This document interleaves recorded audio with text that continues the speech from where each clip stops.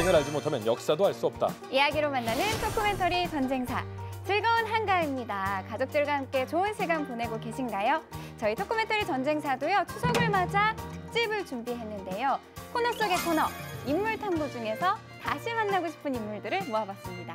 다시 만나보는 인물 탐구. 왠지 더 재밌을 것 같다라는 생각이 드는데요. 혼자 보시면 안 되죠. 온 가족이 모였잖아요. 다 가족들 모아서 저희 TV 앞으로 들어오세요. 들어와. 아이들도 불러요. 약 200여 년간 지속된 역사상 최장의 전쟁. 성지 예루살렘을 두고 기독교 세력 대 이슬람 세력의 치열한 전쟁이 계속되는데 이때 등장한 영웅, 이슬람 세계를 통합한 지도자이자 이교도들도 그 진가를 인정한 이슬람의 영웅 살라딘. 이름 살라딘. 과연 이 사람은 누군지 이야기부터 들어보도록 하겠습니다. 이세영 기자님, 누군가요? 뭐 이름만 얘기할 거면서 되게 거창하게. 제가 사실 마음씨가 넓다 정도는 느낄 수가 있을 것 같아요. 여지껏 나온 걸로 보면 마음이 태평양이에요. 지금 방금 윤전 아나운서께서 너무나 마음이 넓은 남자다. 그래서 마음에 든다라고 하셨죠. 근데 이 살라딘 같은 경우에는 아까 교수님이 말씀하셨듯이 죽일 사람과 죽이지 않을 사람을 정확히 잘 구분했어요. 살라딘이 이집트에 파견됐을 때 살라딘이 가장 먼저 한 일이 뭐냐면 시아파 지도자 4명을 암살하는 거였습니다. 차례차례로 제거합니다. 마음이 참 넓죠. 그러니까 굉장히 정치적인 야망과 목표 의식이 뚜렷했던 분이니까 당연히 제거해야 될 사실은 지난 시간에 말했던 장기의 아들이 누르 아딘인데 요때부터 이제 변화가 일어나요. 이슬람 세계에서 이제 힘으로 지배하는 게 아니라 인덕 이런 게 필요하고 어떻게 보면 살라딘의 롤모델은 누르 아딘이에요. 왜냐하면 봉건 영주들은요 자기 부하들만 잘 다스리면 되거든요. 근데 다른 영주들을 지배하려면 두 가지가 필요한 거예요. 리더로서의 어떤 특별한 인격, 포용력이 필요하고 그리고 항상 기브 앤드 테이크니까 왕은 왕다운 어떤 더 큰 복지, 더 큰 교육 이런 정책이 있어야 돼요. 근데 되게 영주들이 그게 없잖아. 유럽 기사나 이슬람의 영주랑 똑같다고 봐셔야 돼요. 그러니 자기 부족 이끌고 털어오고 나 너희들 잘 먹여. 이게 지금 리더의 조건인 시대에 누르 아딘이 새로운 리더상을 제시하는 거예요. 우리가 생각하는 왕이요. 길도 닦아야 되고 경제 정책도 해야 되고 병원도 짓고 학교도 짓고 이런 모습을 보여요. 살라딘은 그 밑에서 컸어요. 그러다가 이집트가 이제 구원 요청을 하는데 그것도 십자군이 노린다 말이죠. 큰일 났잖아. 그래서 사령관을 파견해야 되는데 누르 아딘도 뛰어난 정치가니까 이집트에 누구를 보내줬다가 걔가 왕이 되면 나보다 더 커질 텐데 그치. 어떤 사람을 보내야 될까? 이럴 때 고르는 게 소수민족이에요. 그쵸. 살라딘이 소수민족, 이 쿠르트족 출신인 거잖아요. 그래서 살라딘의 삼촌이 원래 사령관인데 삼촌을 보내요. 살라딘은 장군으로 따라간 게 아니라 인격도 훌륭하고 착하고 야심이 없어 보여서 원래 안 간다는 걸 자기는 전쟁 못한다고 안 간다는 걸 누르 아딘이 너 반드시 가야 돼. 그래서 문생으로 쫓아보낸 거예요. 그래 갔는데 삼촌이 갑자기 죽어요. 2달 만에. 과식으로 죽었다는데 모르지 뭐. 과식으로 죽었다고요? 옛날엔 의사가 없으니까 눈에 보이는 것만 갖고 하기 때문에. 얼마를 드셨길래. 죽자마자 살라딘 리더로 되는데 뛰어난 능력을 발휘하는 거예요. 누르 아딘이 보니까 이게 큰일 난 거라. 그냥 고양이 새끼 같아서 보냈더니 이게 사자였다는 거지. 돌아오라고. 안 오죠. 근데 그때 또 누르 아딘이 또 덜커덕 죽어요. 맞아요. 덜커덕 죽고 이 누르 아딘의 아들이 있었어요. 12살짜리. 네. 근데 이 12살짜리가 참 또 대단한 게 가장 자기가 왕이 되고서 첫 번째 제거 대상이 살라딘이에요. 12살짜리가 살라딘한테 해시시, 어세신, 암살자를 보냅니다. 근데 아무래도 누르 아딘이 아들한테 좀 유언을 하지 않았을까요? 누르 아딘도 살라딘을 정복하려고 군대를 준비하다가 갑자기 죽어요. 그러다가 살라딘이 여기서 구사일생으로 살죠. 구사일생으로 살면서 그때부터 이제 믿을 건 나 혼자다. 그래서 그때부터 본격적으로 이제 권력의 정점에 서는 곳으로 달려가기 시작합니다. 살라딘의 장점은 늘 자기 개발을 한다는 거예요. 누르 아딘이 쳐들어오려고 할 때 이 준비하다 보니까 도저히 못 이길 것 같거든요. 그래서 그 아라비아 사막으로 도망가려고는 계획까지 세워요. 그래서 선발대를 보내서 조사를 좀 하라고 그랬더니 얘가 돌아서 하는 말이 도저히 사람 살 곳이 못 됩니다. 차라리 여기서 죽읍시다. 그 할 수 없. 이러는데 누르 아딘이 죽은 거예요. 원래 그 어떤 인물에 대한 평가를 하려면 자기 내부적인 평가보다는 적한테 평가받는 게 가장 그렇죠. 정확하잖아요. 기독교인들이 이런 평가를 합니다. 살라딘의 권력이 커갈수록 우리의 두려움이 커져간다. 그는 통찰력과 용기를 가진 인물이며 그의 영토는 금방 2배로 늘어났다. 우리는 두려움에 떨고 있다.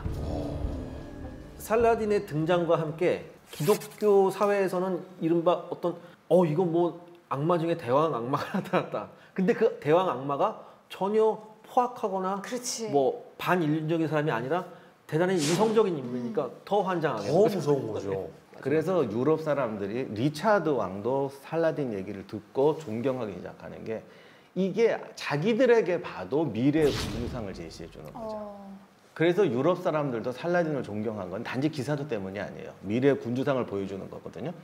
그래서 단테가 신곡을 쓸 때 원래 기독교에서 이교도는 다 지옥으로 가야 돼요. 근데 예수님 탄생하기 전에 있었던 사람들, 소크라테스나 이런 사람들은 어떻게 해? 그래서 단테가 신곡을 쓰면서 지옥에 하나님을 안 믿었기 때문에 천국에는 못 가는데 지옥에 보내기 미안한 사람들을 위해서 특별 거주 구역을 만들었어요. 아, 그래요? 그러니까 영역은 지옥인데 사는 거는 천국처럼 사는 구역을 하나 만들었거든요. 그래서 소크라테스랑 뭐 쫙 있는데 거기 유일한 이슬람 사람이 딱 한 명 있어요. 살라딘인가요? 그 사람이 살라딘이에요. 아, 유럽에서도 평가가 높긴 높았네요. 근데 좀 단테도 좀 치사해. 살라딘을 넣어주긴 넣어줬는데 친구가 없잖아. 네. 그래서 저 구석에서 이러고 혼자 있는 걸로 묘사해놨어. 재밌네요. 그래요. 존경받을 건 존경받을 거지만 어찌 됐든 간에 살라딘 손에 예루살렘이 들어가 버렸으니 유럽인들 입장에서는 좀 걱정이 될 것 같거든요. 걱정 정도가 아니었죠. 유럽 사회가 큰 충격을 받습니다. 왜냐하면 상대편 적한테 리더가 나타나는데 그 리더가 매우 유능할 뿐만 아니라 인망까지 갖추었다. 그리고 더 중요한 게 있죠. 우리의 성소가 다시 한번 이교도들의 손에 들어갔다. 2년 만에 다시 한번 원정대를 꾸려서 다시 한번 십자군이 옵니다. 그게 바로 3차 십자군 원정. 두렵다. 이번에는 십자군 쪽에서도 아주 걸출한 리더가 이 3차 십자군을 통솔하게 됩니다. 누구요? 리차드죠. 사자왕. 이슬람의 영웅 살라딘에 맞서는 세기 라이벌. 탁월한 리더십으로 기나긴 전쟁의 판도를 바꿔버린 인물. 잉글랜드 세기의 영웅 사자왕 리처드를 만나본다. 리처드 1세의 별명, 모두에서도 말씀을 드렸지만 사자왕이라는 별명이 있잖아요. 왜 사자왕이라는 별명이 붙은 건가요? 말 그대로죠. 뭐 사자처럼 용맹하게 싸운다. 근데 사실 이게 번역이 오류입니다. 원래는 그 힙합에서 래퍼들이 잘하는 거 있죠. 난 사자의 심장을 가졌지. 라이언. 예, 라이언 하트예요 원래는. 근데 이게 약간 라이언 하트라는 말이 여기서 나온 거고. 예. 그 라이언 하트라는 게 모르고 쓰는 사람들도 지금 많을 거예요. 여성 아이돌 그룹의 노래도 있잖아요. 라이언 하나나. 저기 이건 롤리팝 아닌가요? 유추? 근데 아무튼 근데 용모도 사자 같았대요. 이게 리차드 하면 되게 무식하게 생각하는데 아니 되게 여성스럽게 생겼는데요? 생긴 것도 잘생기고 머리는 금발이고 이렇게 표현을 해요. 잔혹함과 자비로 자만심과 용기를 다 갖추었다. 매력적이다. 도대체 누가 안 매력적이니? 도대체 누가 안 매력적이니? 보통은 되게 한쪽으로 극한돼 있거든요. 양쪽 군대가 싸우는데 양쪽 군대 왕 다 멋지다니? 근데 아무튼 이제 많은 분들이 사자왕 있고 싸움꾼으로 유명하니까 좀 이렇게 막 무식하고 싸움만 잘하는 사람으로 아는데 의외로 또 지적이었어요. 라틴어로 시도 지을 줄 알고 시도 쓰고. 살라딘과 이 리처드 왕의 소설이나 영화 속의 이야기가 좀 가짜가 많다라고 하면 실제 일화는 없습니까? 가장 둘의 관계를 잘 설명해주는 일화가 하나 있습니다. 네. 이제 아르스프 전투 이후에 이제 리차드가 이제 귀국을 해요. 귀국을 하려고 했는데 리차드가 없어지기만 하면 사실 살라딘 입장에서는 이보다 더 좋을 수는 없죠. 그렇죠. 그러니까 리차드가 없어졌을 때 바로 또 야파 점령을 시도합니다. 근데 항구에서 딱 이제 떠나가려고 했을 때 리차드가 이 소식을 들으니까 뭐? 살라딘이 다시 왔어? 바로 배에서 뛰어내려서 쫓아갑니다. 야파를 단신으로 가서 또 야파를 또 찾아오고 그래요. 그때 살라딘은 이제 배가 바다에서 오는 걸 보고 이제 또 지루한 공성전이 시작되겠구나. 여기는 공성전 한번 했다는 요새들이 너무 좋아갖고 했다면 6개월이니까 한숨 푹 쉬고 있었는데 전령이 오더니 야파가 떨어졌다는 거예요. 어떻게 아직 상륙도 안 했는데 리차드가 배에서 오다가 갑옷도 안 입고 그냥 에이 타고 뛰어내리더니 물을 막 혼자 뛰어갔대요. 그러니까 옆에 있던 이제 기사들 뭐 그런 사람들 몇 명이 15명이 따라갔는데 그냥 막 뚫고 들어가서 성전 기사단 본부가 있는데 이제 야파군 수비대가 항복을 하고 남아 있었어요. 그 문 앞에까지 혼자 돌파해서 들어가서 수비대 나와.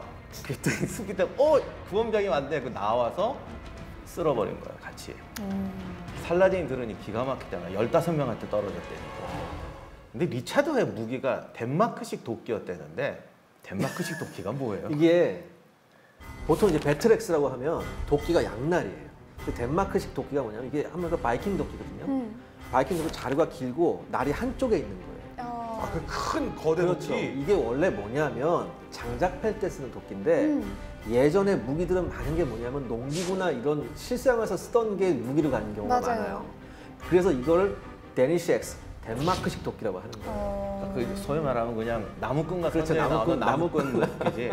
아, 그걸 무기로 사자왕이 있었던 거예요? 근데 이게 도끼를 가지고 싸우는 그 장면을 못 보신 분들은 좀 이해가 안 되시겠지만 도끼가 참 손에 익은 사람들이 도끼를 다루는 거 보면 정말 정광석화 같습니다. 어우. 사실 타격 무기로서 도끼가 최고거든요. 도끼만 제대로 다룰 수 있으면 웬만한 칼 가지고 있는 사람 문제도 아니고 방패가 없어도 돼요. 하긴 좀 그 느낌이 드는 것이 무게 중심이 거의 끝으로 가 있기 때문에 이 회전 방향만 잘 조절을 한다면 굉장히 큰 타격을 줄 그렇죠. 수가 이거 있겠네요. 원심력을 이용하고 뭐 힘만 좋으면 이게 뭐 천하무적입니다. 아니 그래서요. 뭐 말씀하시는 하여튼 그래서 야파가 네. 떨어졌어요. 그러나 살라딘도 다음날 이제 아직 본데 없다. 바로 반격을 시작해요. 그래서 야파에서 이제 두 번째 전투가 벌어지죠. 그때도 계속해서 이제 리처드가 보병하고 섞여서 싸워요. 이때도. 근데 살라딘이 이렇게 보니까 리처드가 이렇게 보병들하고 섞여서 싸우잖아요. 또 그게 또 안쓰러웠나 봐요. 살라딘은 되게 무슨 약간 진짜 신 같은 그런 마음을 좀 갖고 있는 것 같아요. 자기 동생을 시켜서 어. 아랍종 말 2피를 보내요. 당신 같은 왕이 보병하고 섞어 싸우면 안 된다. 말 타고 싸워라. 저는 이걸 전형적인 허세라고 봅니다. 그럴 수 있지. 몇 번이나 깨져서 그렇게 되는데 이걸 또 말을 보내요. 그러니까 몇 번이나 깨진 것에 대한 그 자존심을 난 아직 건재라고 보여주고 싶었던 거예요. 저는 이제 두 가지로 한번 해석해 보면 좋을 네. 것 같아요. 첫째는 일단 왕이니까 대우해 준다. 이게 좀 수준이 넘었잖아요. 아무리 해도 그러니까요. 그렇지. 어떻게 보면 영웅이 영웅을 안다고 좀 동병상련을 느꼈는지도 몰라요. 그래도 그건 아니지. 왜냐하면 우리가 살라딘의 멋있는 말만 해서 정말 고생 많이 했어요.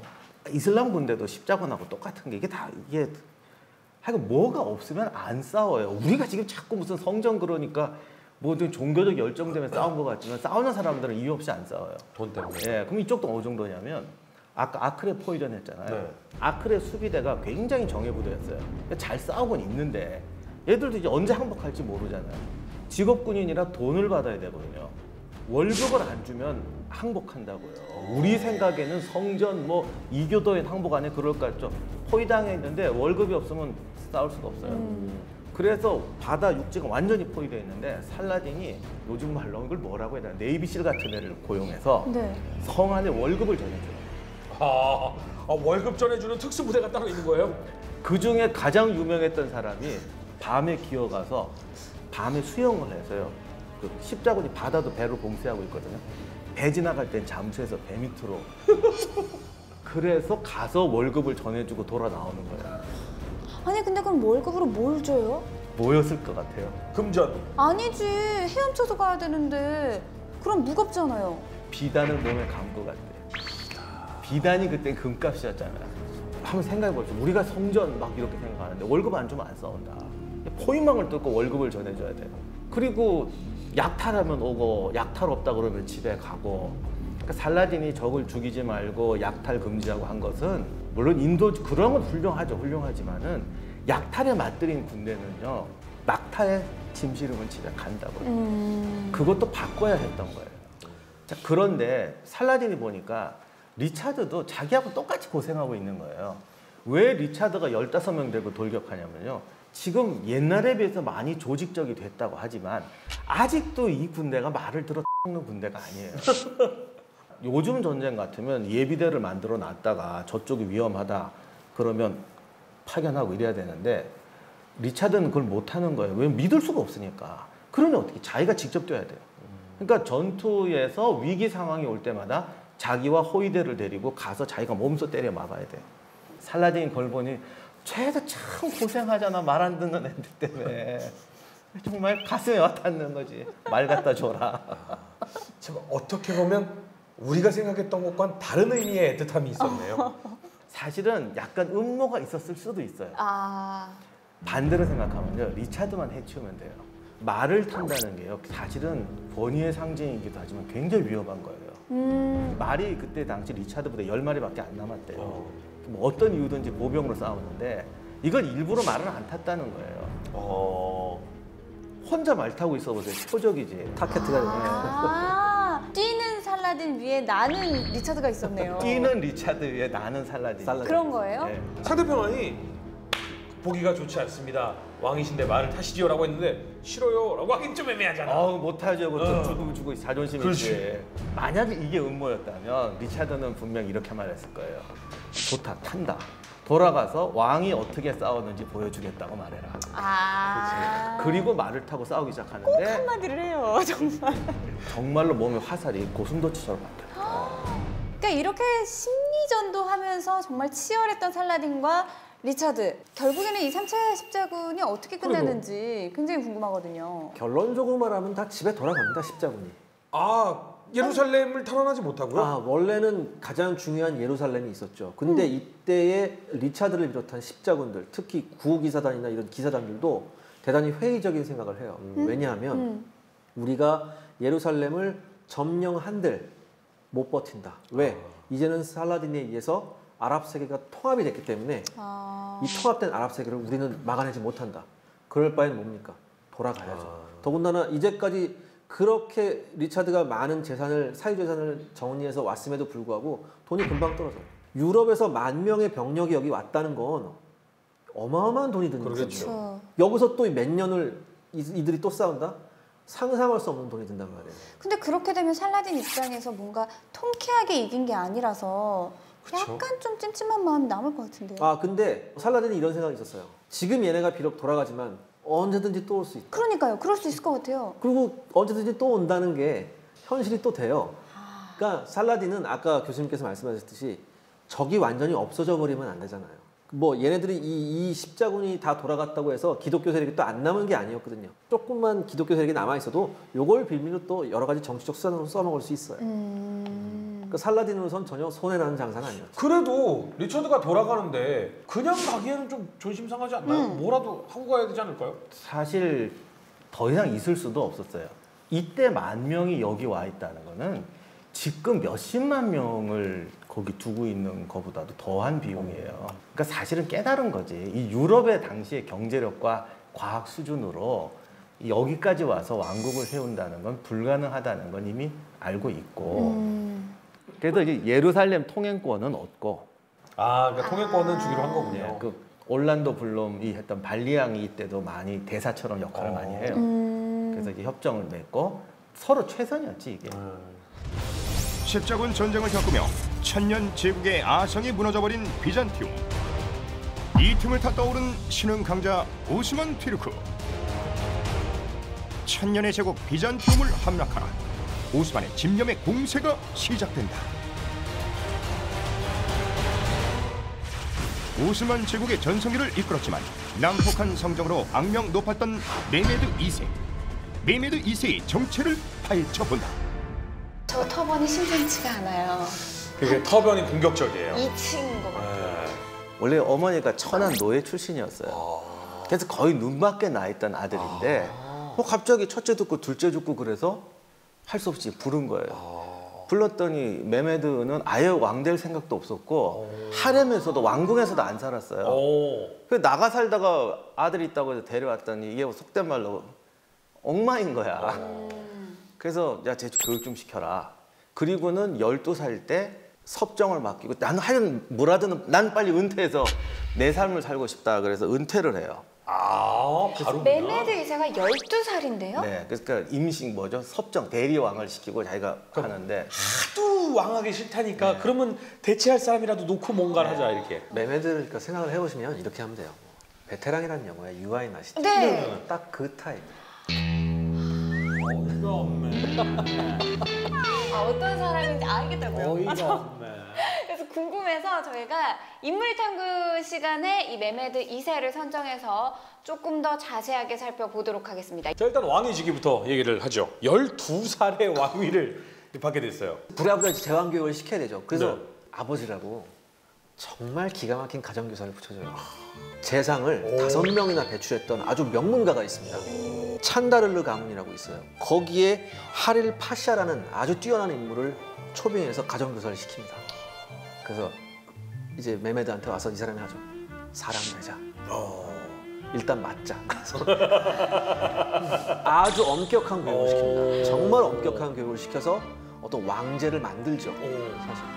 아니 근데 그렇게 해서 사람이 됐나 싶었더니 오히려 바로 또 빼앗긴다면서요? 뭐 왕권을 빼앗긴다고요? 그 할릴 파샤가 무라드 2세도 존중하는 세종으로 치면 황희 같은 정성이었거든요. 네. 근데 12살짜리가 아주 쌍무시를 하는 거야. 그리고는 뭐 전쟁하자, 막 패고 심지어는 뭐 어느 날 수박이 없어졌대요. 그랬더니 그 하인들이 훔쳐간 거지. 그래서 14명을 배를 갈랐대, 수박 찾느라고. 그러니까 할릴 파샤가 아버지한테 무라드 2세한테 편지를 써요. 얘 도저히 안 되겠다. 빨리 와서 접수해라. 그래서 무라드가 돌아와서 다시 왕이 되고 너는 가서 공부 좀 더 해라 하고 이제 내쫓아요. 그러니까 생각해보면 이제 이 나이가 만 나이일 거 아니에요. 대충 생각해보면 우리나라 나이로 몇 학년인 줄 알아요? 중2 정도 돼요. 그러네요. 중2병이었네. 그러니까 얘가 하늘 높을 줄 모르고 아주 그냥 그런데 그렇게 했으면은 망나니가 돼서 끝났을 텐데 역시 보통 인물은 아니었죠. 오스만 최고의 군주인데 깨달은 거예요. 이게 무서운 거예요. 아, 이게 아니구나. 그래서 그때부터 자기가 속된 말로 성질 감추는 법을 배워요. 이거 정말 대단한 거예요. 아니 근데 감추는 법을 배운 거예요? 아니면 사람이 달라진 거예요? 감추는 법을 배웠죠. 그럼 사람은 달라지지 않고 좀 있으면 자기 성질 나오는데 사람들이 어떤 모습을 원하느냐에 맞춰주자. 내가 권력을 잡을 때까지. 근데 그거를 할 수 있다는 것 자체가 그렇죠. 대단한 거예요. 그게 다른 거예요. 이걸 할 수 있다는 이건 자체가. 매우 뛰어난 겁니다. 그럼요. 근데 얼마나 잘 감췄으면 교양의 군주, 교양 있는 군주로까지 이름이 불렸다라고 하는데 정말 잘 감췄나 본데요. 이게 심지어 어떤 그 종교적 관용을 베풀 줄 아는 군주로 통합니다. 12살에 수박 먹었다고 배를 그러니까 12명을 배를 갈랐는데 갈랐는데 특히 이제 발칸반도의 보스니아 헤르츠코비나 그 지역을 점령한 후에 그곳에 이제 카톨릭 수도원이 있었거든요. 네. 그 수도사들한테 유명한 칙령을 내려요. 뭐라고 하냐면 나 정복자 술탄 칸은 만방에 다음과 같이 선포하노라. 보스니아의 란체스코 회는 술탄의 이 칙령으로 보호받을 것이다. 아무도 그들과 그들의 교회에 해를 가할 수 없다. 그들은 나의 영토 안에서 평화를 누리게 될 것이다. 아니 이슬람인데 그럼 종교적으로 굉장히 세잖아요. 유아인은 이런 얘기 안 해요. 근데 다른 종교를 우리 지역 안에 내 나라 안에 다른 종교인데 이거 건드리면 안 돼. 얘들의 자유를 존중해줘라. 그 다음에 더 중요한 게 뭐냐면 나름 뇌생남이에요. 5개 국어를 구사합니다. 우와. 우와. 유창해요. 또 터키어, 왜 그리스어, 프랑스어, 히브리어, 아랍어. 제일 어려운 언어들인데요. 제일 어려운 언어들인데요. 와 머리도 좋았구나. 그다음에 또 뛰어난 게 원래 이 당시에 이슬람이나 이런 거는 대부분 율법이잖아요. 그렇죠. 율법. 이거를 어떤 형법에서 문서화시킵니다. 쉽게 말해서 성문법을? 그렇죠. 성문화시킨 형법을 내려요. 그러니까 이렇게 되면은 코트 시스템, 사법 체계가 잡힌다는 얘기예요. 제국에 갈 수 있는 가장 첫 번째 기본 조건이 되는 거죠. 이렇게 되면 이 사람의 유년 시절을 생각해봤을 땐 반전이죠. 완전 반전이죠. 더군다나 타 문화에 대해서 대단히 개방적이었습니다. 그렇다면은 예. 종교뿐만 아니라 문화예술 쪽도 제국이 성장하려면 첫째 전제 조건이 개방성입니다. 개방성이 전제돼야지 대제국이 될 수 있어요. 어떤 획일화된 이런 거 가지고는 대제국은 절대 이루어질 수 없습니다. 아, 근데 저는 오히려 얘기를 들으면 들을수록 좀 무서워요. 사람이 좀 깨우치고 나서 달라졌다. 변화가 일어났다가 아니라 그걸 감추고 있는 거잖아요. 그야말로 양면성을 지니고 있는 메메드 2세인데 이 메메드 2세가 콘스탄티노플 전쟁 노래를 부르던 사람이었거든요. 그렇죠. 결국에는 전쟁에 있어서 미련을 버리지 못했을 것 같거든요. 아버지가 죽고 즉위를 하니까 주변 나라들이 다 난리가 난 거예요. 이제. 12살 때 그런 전력이 있는 애가. 무서운 애. 특히 비잔틴 사신들은 벌벌 떨었어요. 아마 죽이지 않나. 딱 즉위하는데 아까 기자님 말씀드린 것처럼 관용. 심지어 콘스탄티노플 쪽도 다 베풀어요. 심지어는 뭐까지 걱정해 주냐면 형제들이 왕이 되면 다 죽이잖아요. 네. 그래서 한 명이 비잔틴 지역에 망명에 있었거든요. 왕족이 망명에 있으면 니네 걔들 데리고 살려면 대우를 하니까 돈 많이 들지. 내가 그 비용은 내가 대줄게. 와. 사실은 내가 죽여야 되는 형제를 보호해주고 있는 거죠. 그렇죠. 근데 내가 돌아오라고는 못하지만 너희들이 걔를 왕족으로 예우해줘라. 돈은 내가 줄게. 이야. 어우 이게 이제 완전 옛날 소문하고 다르네. 그럼 콘스탄티노플로 돌아간 그 비잔티움의 그 사자는 바뀌었습니다. 이렇게 보고를 했겠죠. 아니야, 무서워. 그런데 그렇게 말하고 바로 전쟁 준비를 시작. 이거 봐요, 이거 봐요. 원래 그래야 돼요, 사실. 그래야지 큰 인물이 되는 거예요. 그리고 역사상 우리가 전쟁사를 배워왔지만 눈앞에서 대비시키는 그 전쟁하는 사람들은 다 졌어요. 짖는 개는 물지 않아요. 이야. 근데 우리 개는 뭘 기자님이 졌네. 아무시구나. 그러니까 사람들에게는 안심을 시키고 제국의 확장을 이미 계획하고 그렇죠. 있어요. 그러니까 제국을 이끌어가고 제국을 확장시키는 사람은 뭔가 달라도 달라요. 이때부터 정말 착실하게 콘스탄티노플 점령하기 위해서 그러니까 우리가 쉽게 생각하기에는 콘스탄티노플 점령하자. 그럼 네. 야 무조건 콘스탄티노플로 돌격 이거잖아요. 그렇죠. 이게 아니에요, 이 사람이. 어떻게 하냐면 처음에 유럽 쪽 대안에 성벽을 쌓기 시작합니다. 그래서 쉽게 말해서 요 해안 양쪽에 성벽을 쌓음으로 해서 이 해안을 완전히 자기 걸로 만들죠. 그 누구도 이 해협을 자기의 허락 없이 통과하지 못합니다. 그러니까 이 지역의 교통을 해상 교통권을 완전히 장악해요.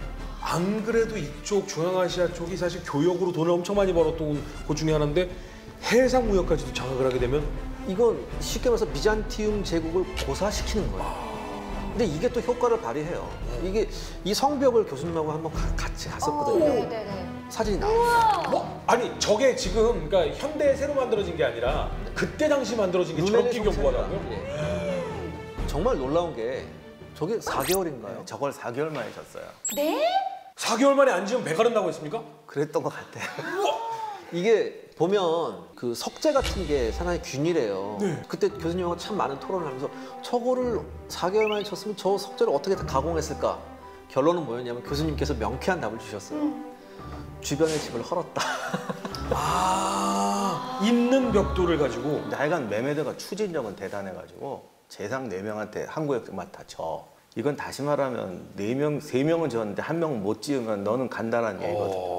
그래갖고 단 4개월 만에 저성을 져요. 그러면 그 지역에 있는 뭐 예를 들어서 그 높은 영주라든지 이런 사람들은 아니 뭐 주변은 다 작살냈어. 어떻게 해서든 지어야 되는 거네. 뭐 모조리 다 얼어가지고 졌는데 지금 누멜리 히사를 하는 데인데 저성이 재미난 게 건축 양식은 동로마에도 그 양식 그대로예요. 네. 무슨 이슬람 양식이 아니고 네, 맞아요. 그냥 동로마 축성법. 그러니까 자재 헐어서 축성법도 똑같이 해서 다른 걸로 바꿔 지어요. 그런데 재미난 게 원래 성이라는 거는 바깥에 있으면 안에 이중성이라든가 뭔가 방어할 수 있는 구조가 있어야 네. 되잖아요. 그런 거 하나 없어. 어차피 니네가 우리한테 뭘 쳐더라. 우리는 그냥 해치우는 그러니까 거야. 우리의 위용을 보여주는 용이군요. 안에서 뭐 방어 시설이 없어요. 그냥 겉에 탑 놓고 공격하면 되는 거예요. 그럼 메메드 2세의 첫 공격 전략은 좀 어떻게 되나요? 궁금하네요. 사실은 오스만 쪽에서 똑같은 생각을 했어요. 무슨 생각이요? 이게 1000년 동안 안 떨어진 성인데 그러니까 오히려 더 강한 쪽이 더 걱정을 했네. 그쪽도 걱정하죠. 아무튼 역사적으로 1000년 동안 아무도 함락을 못 시켰잖아요. 그리고 사실 이때는 오스만이 그렇게 강하지 않았어요. 여기는 항상 주변에 강적들이 많기 네. 때문에 이쪽 걱정은 만약에 우리가 콘스탄티노플을 공격하다가 병력 소진해버리면 바로 또 옆에서 쳐들어온다. 이런 공포감이 있었기 때문에 말려요. 약간 메메드 초상도 보셨지만 아버지나 할아버지보다 훨씬 예리하게 생겼잖아요. 이 아저씨 추진력은 대단해요. 딱 말도 안 되는 소리. 그런데 메메드가 나은 거는 이게 정말 폭군이었으면 반대한 놈 죽인다. 이렇게 해서 진짜 폭군이지. 메메드가 나온 거는 아까 5개국어도 했다고 그러지만 추진력도 있으면서도 머리도 좋아요. 대안을 제시하는 거야. 전쟁사를 딱 정리해. 지금까지 실패한 이유는 딱 하나다. 항상 육지 쪽으로만 공격했기 때문이다. 바다가 열려 있으니까 그쪽으로 계속 보급이 들어오고 지원병도 들어오고 골든혼을 뚫고 들어가지 못하니까 항상 육지 쪽으로만 공격했거든요. 이제 우리는 바다와 육지를 다 완벽하게 감싸고 포위할 거다. 그러면 쟤들도 떨어진다. 이렇게 당당하게 대안을 내놓고 이미 그 갈리폴리 쪽까지 다 차지하고 있었으니까 네. 그래서 함대가 들어가고 육지로 가서 이제 완벽한 포위전을 시행하는 거. 보급을 더 이상 받을 수 없게. 그렇죠. 자, 그렇다면은 이제 수비가 만만치 않을 것 같은데요. 보급로를 차단하고 완벽하게 포위전을 시작했다라는 건 콘스탄티노플은 그야말로 풍전등화의 상태가 된 거네요. 병력이 육지로 오는 병력이 거의 10만, 8만에서 10만이에요. 네. 아까도 말씀드렸지만 여기는 인구만큼 7천 명. 배는 뭐 이것저것 다 털어가지고 한 26쪽 정도 있었대요. 그럼 막 상선들. 네, 대부분 상선이죠. 근데 이제 그때 상선들은 이제 해적이 털어오니까 약간의 전투력은 갖추는데 네네. 전문 전투함은 아니에요. 이런 배들이 있고 대신 이 배들이 좀 가판이 높아가지고 그죠? 기어 못 올라오게. 가판이 높아가지고 백병전에 좀 강했어요. 네. 그러나 아무튼 별로 이게 제대로 된 함대가 아니고 메메드는 제대로 갖춘 함대를 보내죠. 전투 함대 대 상선 함대. 그리고 10만 명 인구의 몇천 명 병력 대 10만 병력. 자, 이제 드디어 본격적인 전투가 시작이 됩니다. 자, 육지전부터 한번 시작해 보도록 하겠습니다. 메메드는 또 한 가지 자신이 있는 게 있었죠. 바다와 육지를 동시 공격할 뿐 아니라 네. 육지 공격을 우리 옛날처럼 무식하게 안 한다. 비장의 무기가 나옵니다. 뭐가 나왔죠? 오스만의 자랑 청동대포. 청동대포가 여기서 청동대포가 여기서 나오는군요. 아, 이 청동대포가 있다라는 건 공성전의 자체, 전투 방식 자체가 완벽하게 달라졌겠네요. 근데 사실 청동대포가 그전에도 있었어요. 근데 이 청동대포는 원래 공성용이 아니에요. 수성용이에요. 그러니까 오히려 성벽에 붙는 적의 공성탑 같은 거를 부실 수 있는 거였어요. 왜냐하면 이때 당시에 청동대포가 작았기 때문에 이거 성벽에 쏴봤자 큰 타격을 못 줘요. 더군다나 포탄이 돌이었거든요.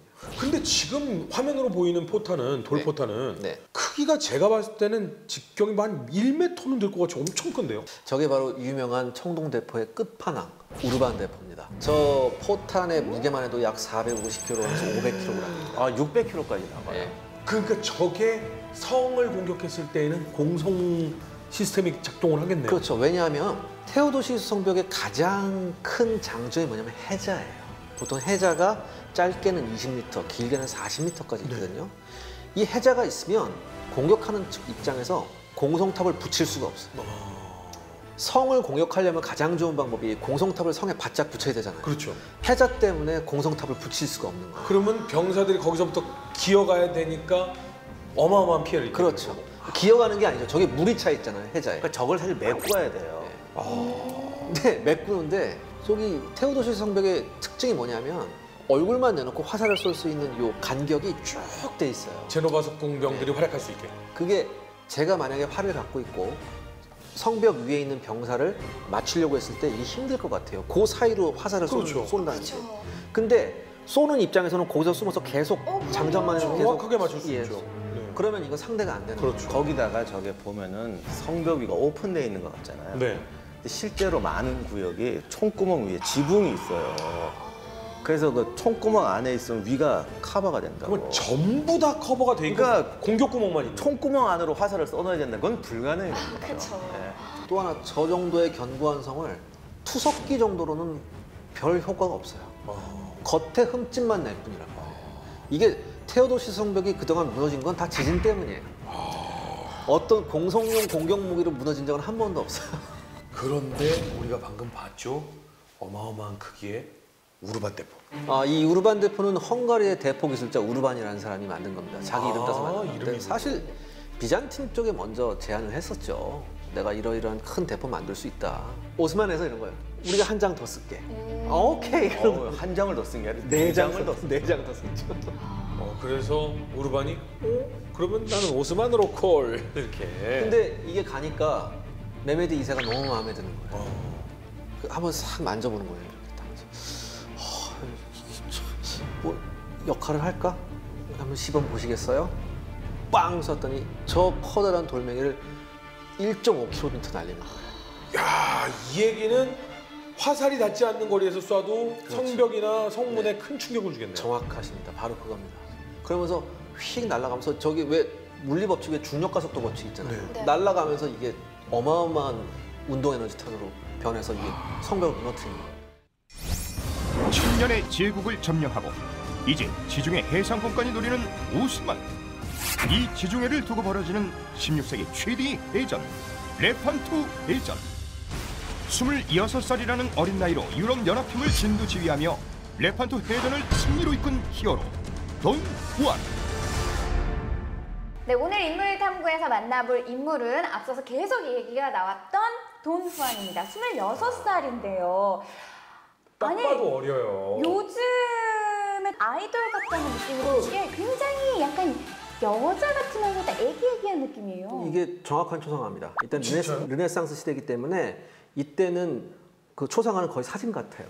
우와. 아니 근데 미소년이네요. 어떻게 저기서 힘이 나와요? 아마 어머니가 미인이었을 거예요. 어머니가 누구니? 사실 어린 시절은 불행했어요. 카를 5세의 사생아인데 카를 5세가 왜 이 두 양쪽 떨어진 나라에 왕을 했잖아요. 네. 독일에 갔다가 바이에른에서 어떤 여자 가수하고 잠깐 바랬구나. 불륜이 나요. 그런데 그 가수가 임신을 하고는 또 결혼을 해버렸어요. 그리고 애를 낳아서 딴 사람한테 맡긴 거예요. 근데 이제 카를 5세는 아예 신경을 썼어요. 근데 정식 결혼 안 한 사생아니까 자기 뭐 아는 사람들, 자기 뭐 집사장 이런 사람한테 이렇게 맡아서 키우게 한 거예요. 그래서 어릴 때 원래 이름이 헤로민인데 참 곤란하잖아요. 그래서 그쵸. 또 왕족이란 이 권력 투쟁에서 떨어지면 곧 죽음이거든요. 그래서 나중에 카를 5세는 자기가 아버지라는 것도 안 밝히고 이렇게 마치 이렇게 총애하는 애처럼 대우를 하면서 성직자가 되라고 그랬대. 그러니까 요즘 말로 출가해라. 그게 살 수 있는 방법이다. 네. 그리고 죽었는데 펠리페 2세가 이제 왕이 되려고 오면서 근데 정확히는 모르겠는데 그때 비로소 아버지를 가르쳐줬다는 얘기도 있고 아니면 그 전부터 알았는데 티를 안 냈을 수도 있는데 밝히면 죽는다. 네. 돈 후안이 12살 때 펠리페 2세를 처음 만나요. 어디서 정말 휘황찬란한 옷을 입은 아저씨 하나가 오더니 자기한테 정말 부드러우면서 너구나 이러면서 손잡고 가더래요. 그래서 아저씨 누구예요? 그러니까 네 형이라고 이렇게 얘기해요. 그래서 펠리페 2세가 어릴 때 죽은 아들이 있었어요. 네. 그 아들 나이 차이가 아들 같은 그렇죠, 거예요. 그렇죠. 그 아들 이름이 후안이었어요. 그래서 그 이름을 줘요. 이야, 이제 모든 퍼즐이 맞춰지는군요. 두 신성 로마 제국과 스페인의 국왕이었던 사람이 한 번에 반해서 아이를 가질 정도면 그 독일 가수의 미모가 상당했다는 거거든요. 그러니까 이 지금 도왕의 외모가 설명이 되네. 그럼 웃음 그만 안 지을래요? 아니 보면 볼수록 근데 진짜로 지금 있어도 될 펠리페 2세가 돈 후안을 데리고 왔는데 가리켜 보니까 애가 스펀지 같은 거예요.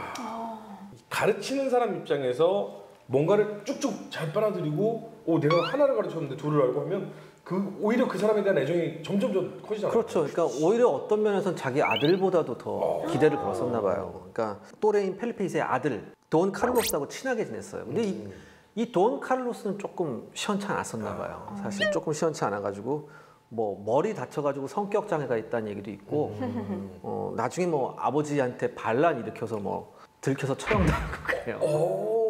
하여간 자식 안 죽이는 황제는 없어요. 근데 사실 유일한 또래기도 했었고 좀 친구 잃은 슬픔이 크지 않았을까 이런 생각도 들거든요. 이제 후안이 성격이 두 가지 특징이 하나 있는데 첫째는 어린 시절을 두루하다기보다 어쨌든 이게 가정 환경이 예, 저러잖아요. 저런 사람들이 좀 나름대로 고통을 이겨내는 그런 게 있어요. 그래서 카를로스 죽고 충격도 많이 받고 어떤 정치 세계의 어떤 충격도 받았겠지만 또 내면으로 이겨내요. 그리고 펠리페하고 좀 성격이 다른데 그래서 어머니를 닮아서 그런지 펠리페는 굉장히 나중에 소심하다는 소리 들을 정도로 너무너무 신중하고 혼자 고생하고 좀 이렇게 짜여진 대로 내 스타일대로 쭉 가는 스타일이거든요. 펠리페 별명이 서류왕입니다. 서류왕. 그러니까 하루에 뭐 결제하는 사인을 400번을 했대요. 그러니까 모든 국가 대소사를 다 자기가 결제를. 서면 보고해. 서면 보고해. 근데 후아는 좀 재기발랄해요. 그러니까 상황에 따라서 순발력 있고 바꿀 줄 알고 타협할 줄 알고. 그래서 또 펠리페가 좋아했을 수도 있죠.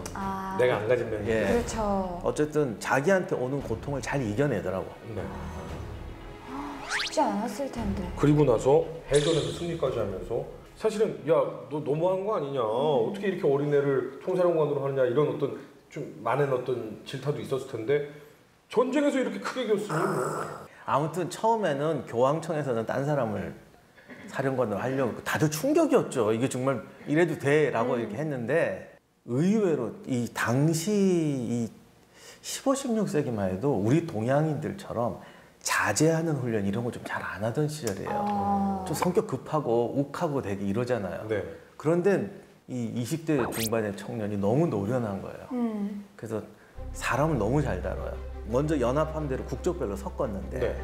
국적별로 섞으면 좋을 것 같지만 당연히 싸움 나거든요. 그럼요. 싸움이 났어요. 또 누가 또 지는 애가 있잖아요. 그것도 처벌해야 되면 처벌한다고 이쪽은 억울하다고 그러고 이쪽은 처벌 약하게 했다고 억울하다고 그러고 그거 다 불러다 놓고 화해시키고 단합시키고 쉬운 게 아니거든요. 26살. 그러니까요. 그리고 다들 무시하는데 탁 불러다 놓고 작전 계획 브리핑 하는데 그 시절만 해도 다른 사람을 배려해서 브리핑 한다는 게 없던 시절이잖아요. 그냥 저 잘난 척만 하면 그렇죠. 되지. 칠판 갖다 놓고 딱 요즘 말로 하면 프리덴치에이션을 기가 막히게 하는 거예요. 사람들이 보고 아, 그 보통이 아니네.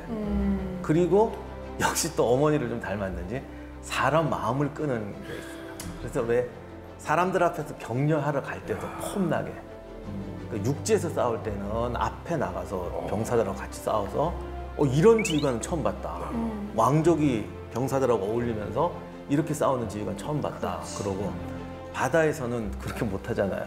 작은 쾌속정을 몰고 배를 사이로 지나가면서 약간 쇼맨십도 있어요. 예, 그래서 이렇게 사람들의 용기를 북돋을 줄 알고 신념도 있고 의지도 있다. 펠리페 2세가 돈후아한테 여러 가지를 가르쳐줬는데 그 중에 하나가 펠리페 2세의 취미 중에 하나가 뭐냐면 지도 놓고 거시적인 거 보는 게 취미였어요. 특히 지도는 펠리페 2세하고 뗄래야 뗄 수 없는 관계였거든요. 지도 보는 방법을 상당히 많이 가르쳐줍니다. 이 지도에서 네가 어떻게 가야지 여길 점령하겠니? 뭐 이런 그러니까 쉽게 말해서 지금으로 말하면 워게임 같은 거 있잖아요. 자기 이복 동생 데리고 이런 거 되게 많이 했었어요. 그걸 보면서 얘가 내 아들이었으면 이런 생각 많이 그럴 수도 있었겠죠. 근데 사실 계속 저희가 강조를 하지만 어렵잖아요. 나이 많은 부하들이 좀 어린 상사를 따르기가 쉽지는 않았을 텐데 그렇죠. 진짜 그런 끄는 매력이 있었나 봐요. 그리고 또 결단력도 있어요. 사실 오스만 함대고 할 때 많은 함장들이 후퇴하자고 그랬어요. 여긴 싸워야 할 때다. 밀고 나가죠. 또 그런 결단력. 그러면 펠리페 2세가 가장 신임을 했고 게다가 26세 이 대해전에서 거대한 승리를 가져오면서 오스만의 길을 완전히 꺾어놨고 이제 탄탄대로만 남아있을 것 같은데 이 뒤는 어떻게 됩니까? 승승장구했겠죠. 당시 스페인의 골칫거리가 네덜란드였어요. 네덜란드를 이제 식민지로 하려고 그랬는데 저항이 워낙 거셌거든요. 거기 총독으로 보내요. 근데 여기서 또 정치적 수완을 발휘하는데 당시 네덜란드는 신교고 스페인은 카톨릭이어서 이게 대립을 하는데 종교의 자유를 허용하고 이런 좀 친화적인 정책을 쓰려고 해요. 근데 그러다가 이제 전염병에 걸려서 사망하시죠. 몇 살? 돈후안이요? 예, 31세에 사망. 아유 저런. 결혼한 직후였어요. 아이고. 야 정말 어떻게 봤으면 제국의 계보를 바꿔놓을 만한 인물이었는데 바로 그게 문제인데 누구나 다 그렇게 생각하는 바람에 펠리페 2세가 독살했다는 소문도 돌았어. 근데 독살을 안 당했어도 나이가 들었으면 결국 갈등이 벌어졌을 거야. 너무 신임을 많이 받으니까. 아니 근데 왜 이렇게 유독 더 아쉽다는 생각이. 왜 되게 아쉬워하세요? 아니 고작 5년만 활약을 하고 세상을 떠난 거잖아요. 그렇죠. 이게 사실 이프라는 건 역사에 이프는 없다라고 없죠. 하지만 너무 안타까워서인지. 아니야, 오래 살았으면 더 큰 불행을 당했을 거예요. 아 그런가요? 네. 그러니까 만약에 펠리페 2세가 라이벌로 돈후안을 생각하기 시작했으면 이복 형제 간에 무슨 일이 일어났을지 모르죠. 왕족하고 수상은 무능해도 잘리고 너무 유능해도 잘려요. 어렵다. 그래서 그냥 술 마시고 전쟁 안 하는 왕들이 제일 행복하게 오래 있다는 그러니까 무능한데 딱히 정치 일선은 그냥 그 일 잘하는 신하들한테 맡겨놓고 그래서 셀리미세, 네. 진정한 승자인가요? 셀리미세는 주정뱅이 셀리미세는 술 취해서 넘어져서 돌아가십니다. 아, 너무 최후가 극과 극 아니에요? 하여간 저 주색 잡기를 너무 좋아했대요. 다음 이야기. 고려에 유목민족의 끝판왕 몽골이 온다. 동북아시아는 물론 멀리 유럽까지 그 세력을 뻗쳤던 대국 몽골과 고려의 전쟁, 여몽전쟁. 1231년이었죠. 네. 몽골 장수 살리타가 압록강을 건넙니다. 그리고 덜커덕 의주를 함락합니다. 당시 몽골군의 공성 능력은 세계 최고였어요. 그걸 보고 고려군이 뛰어나가요. 나가서 몽골군을 쳐서 깨뜨려요. 근데 몽골군이 여기서 포기를 안 합니다. 개경에 덜커덕 몽골군이 나타납니다. 이때 그 승려 김윤호 장군이 계십니다. 살리타를 사살해버립니다. 살리타가 덜컥 화살 맞아서 죽자 몽골군이 철수합니다. 한 명이 전쟁을 종식시킨 거죠. 가장 비용이 적게 들고 효과적인 방법이죠. 몽골군이 9번 침공했는데 2번을 김윤우가 돌려보내요.